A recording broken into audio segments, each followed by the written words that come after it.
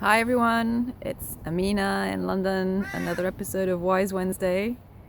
And Wednesdays being a way for me to share some of my journey with you in the hope that it inspires you to do the same.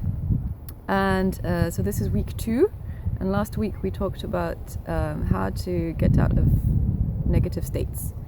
And so there are 3 things: your body, your focus, and your language. So if you want to get out of one of those negative states, look at how you can change what you're doing with your body, what you're changing with your focus, as in what you're focusing on, and or change what you're doing with language. And that change either how you're talking to other people or how you're talking to yourself.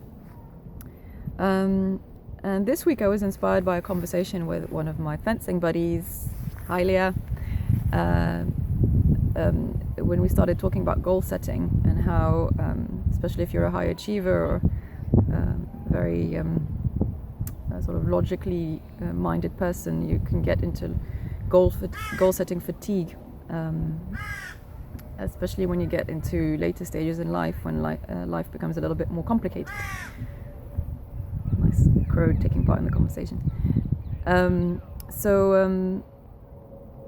So what I found is that there are a few things that help to deal with goal setting fatigue if you still want to set goals, but maybe not in the same way you used to before.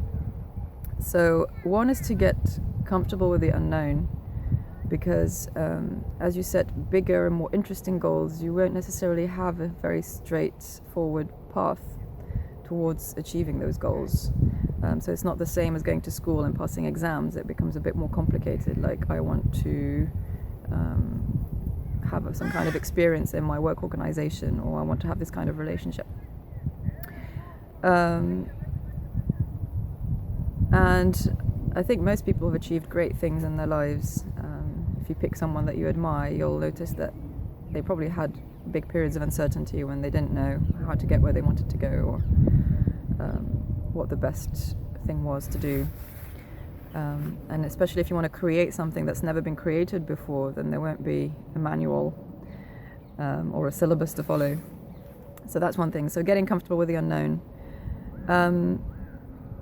The second thing I think, or that's definitely helped me, is to reduce the number of goals. So whereas before it was okay to say I have 3 goals in 5 different areas of my life, I think if you're going for big goals, then you might not be able to have all of the. You might not be able to have the same level of diversity.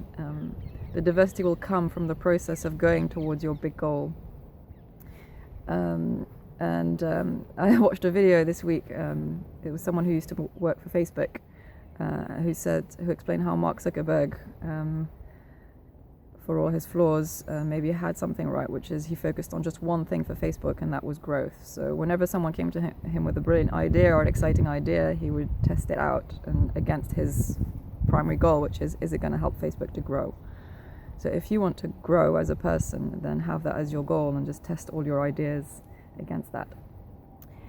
The third thing is, I think, is to focus on experiences. So instead of setting a goal in the form of a thing, an object, or a position, or even a type of relationship,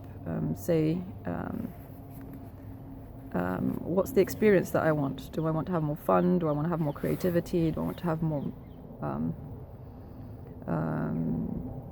what other things? Mastery, greatness, innovation. So sort of experience-based words, and say, all right, this is what I want to have more of in my life, and then do what you can to start experiencing those immediately, and identify where you're already experiencing those in your life now, and make more of those, or take more time to do the things that bring you those experiences. And I think it works best if you focus on experiences that are related to growth, as in growing as a person, and contribution, so working towards things that are bigger than just ourselves. And obviously, I think they should always ideally bring you joy, so you should intentionally try and bring more joy into your life through whatever you're doing. So those are the three things again. I'm going to try not to make everything three things, but in this case, that's how it worked out for me. So goal setting fatigue and how to reduce it. Reduce the number of goals, number one. To focus on goals that are in the form of experiences rather than things, and experiences that bring you joy. And three, get comfortable with the unknown and uncertainty, because that's probably where your most amazing experiences, life experiences, will come from. Okay, so that was Wise Wednesday 2. I hope you have a fantastic week. If you like the video, please like it, and hopefully see you next week. Bye bye.